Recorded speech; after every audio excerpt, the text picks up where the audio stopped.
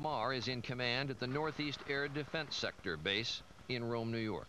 I got the call, and the words that I remember as clear as day was, "We will take lives in the air to preserve lives on the ground." Mar orders his air controllers tell the pilots to intercept Flight 93. Nothing any controller would ever want to pass to a pilot, to shoot down an airliner filled with innocent people. And we, of course, passed that on to the pilots. United Airlines Flight 93 will not be allowed to reach Washington, D.C. The closest fighters are two F-16 pilots on a training mission from Selfridge Air National Guard Base near Detroit. So we were able to get hold of them on the radios and said, "Hey guys, we may need you to come down south and try and head off United Airlines Flight 93. But there's a problem. The real scary part is that those guys are up there on a training mission. They don't have any weapons on board they can use. We started receiving reports from the fighters that were heading to intercept. The FAA kept us informed with their time estimates as the aircraft got closer and closer. First question that came from my mission crew commander, the individual that's in charge of the operations floor, said, "Well, sir, what are they going to do?" I said, "We're going to put them as close to that airplane as we can get, in view of the cockpit, and convince that guy in that airplane that he needs to land." And if that doesn't work, without any weapons, what can the fighter pilots do except crash into the hijacked plane? Well, as a military man, there are times you have to make sacrifices that you have to make. And at some point, the closure time came and went, and nothing had happened. So you can imagine everything was very tense in the NMCC. We had basically lost situational awareness of where this airplane was. Flight 93 is about 175 miles north and west of Washington, flying over Somerset County, Pennsylvania. At about 10 o'clock, I called my sister Jody. I hadn't heard anything from her that morning. And we were talking about what was going on, you know, in New York and at the Pentagon. Rick King is the assistant chief of the Shanksville, Pennsylvania Volunteer Fire Department and the proprietor of Ida's Country Store. She said to me, "Rick, I hear a plane." And I said, "Yeah," and she said, "It's really loud." Just outside Shanksville, Valencia McClatchy is startled by the noise. Just as I had heard the roar, I glanced out my front window and just caught a glimpse of a reflection of the sun hitting on something. And I could hear the engine screaming, and seconds later it hit. And I remember the ground just shook. It almost jolted me to the point of losing my balance. My sister said to me, "Oh my God, Rick had crashed," and I said, "I know." And I said, "I gotta go." I had my camera right by the doorway. I grabbed my camera as I was going out the door, opening the door. It's very startling against that clear blue sky to see that huge ball of smoke coming up. I placed a phone call then to our 911 center in Somerset. Terry Schaefer is the Shanksville fire chief. Pulling into the crash site, I remember just seeing vehicles everywhere, firefighters' vehicles, other fire department vehicles, just a lot of confusion. But when I got there, you know, I wondered to myself, where is it? You know, there was just, the plane was just totally disintegrated. It's a smell that you'll never forget, a smell of jet fuel, burnt flesh. You know, after about the first 5 or 10 minutes, we realized that we didn't have any survivors.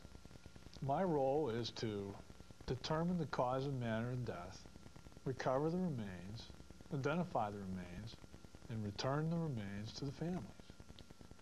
That's my role in every case. Somerset County Coroner Wallace Miller arrives at the crash site. So everybody's just kind of walking around.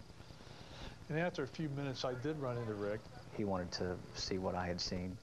And as we were walking through, I remember looking up into the hemlock, into the trees. You could see all kinds of stuff hanging out of the trees, like socks and pieces of suitcase and luggage and seat covers and seat belts. And the only thing we didn't see were people.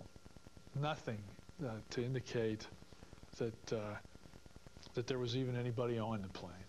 You know, we're trained to help people. We're trained to rescue people.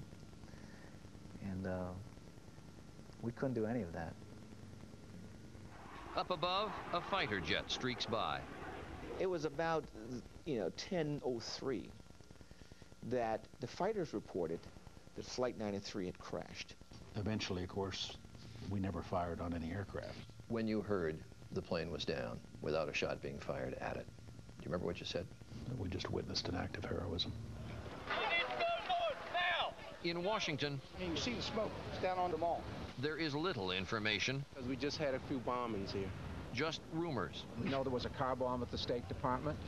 The day just didn't end at 93. We were responding to possible hijackings. We had a car bomb reported at the State Department. It ran on the crawler on the TV that a car bomb had exploded outside the State Department. Deputy Secretary of State Richard Armitage is a former Navy SEAL. I went out and looked with diplomatic security and didn't see anything, and called my colleagues around town and on the video conference screen and said there was nothing to it. It was frustrating. We flew 7 hours, and the worst part of it was that because of the communications problems that existed during that day, I couldn't talk to anybody in Washington. Secretary of State Colin Powell is in the air on his way back from Lima, Peru. There were rumors that the fourth plane might have been heading either to the White House or to the State Department. We didn't know. Who could have imagined? At that moment, you have to worry about the continuity of the United States government. It's very clear that Washington was under attack. We arranged for the evacuation of the congressional leadership, especially Denny Hastert, the Speaker, who was in the line of succession for the presidency after me. Whatever was going on, that the government of the United States would survive. Congressional leaders are safe. Aboard military helicopters, they fly to a top-secret bunker. There was a granite-like stone on the sides. I mean, literally there it was, like a cave. The bunker, part of a nuclear survival plan equipped with food and phones. A secret State Department report says there are 19 emergency operating facilities for dispersing federal officials located within a 300-mile radius of Washington. Well, the hope was that the government could go on, but the feeling was that if there was a group of people who would be in a position to make the decision about how the government goes on, it ought to be the leadership, Republican and Democratic, Senate and House. The president, too, is safe in a protective cocoon at 45,000 feet. The fear ran so deep that a concept that was a Cold War concept that I had never heard of actually came into play that day, and the fear was that this was an attack whose intent was to decapitate the government. In other words, to take out the congressional leaders, to take out the president, to take out the vice president, so our government could not function. Decapitation. Was there any talk in the PIOC about the fact that they may be trying to decapitate the United States government? Certainly that was a thought that occurred to me, and I assume others as well, too. That's in part why, number one, I urged the president not to return until we could find out what was going on. It was important that we not bunch up in Washington. It's very clear that they were going for symbols of power and for the seats of power. And to bring the president back and to put him in the same building with the vice president would have been foolhardy, frankly, because decapitation then of the U.S. government is quite easy. But no one in the back of the plane knows where Air Force One is going.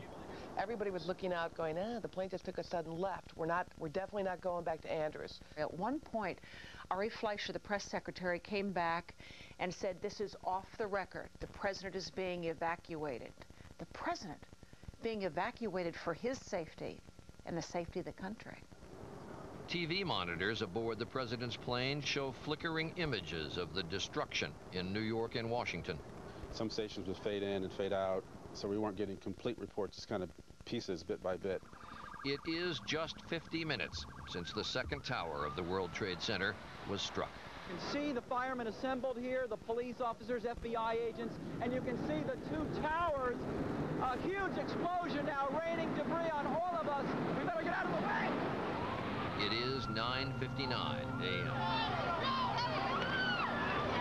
The second building that was hit by the plane has just completely collapsed. The entire building has just collapsed. It folded down on itself, and it is not there anymore. The whole side has collapsed? The whole building has collapsed. The building has collapsed. Whew. This is what it looked like moments ago. My God. Another 30 minutes tick by.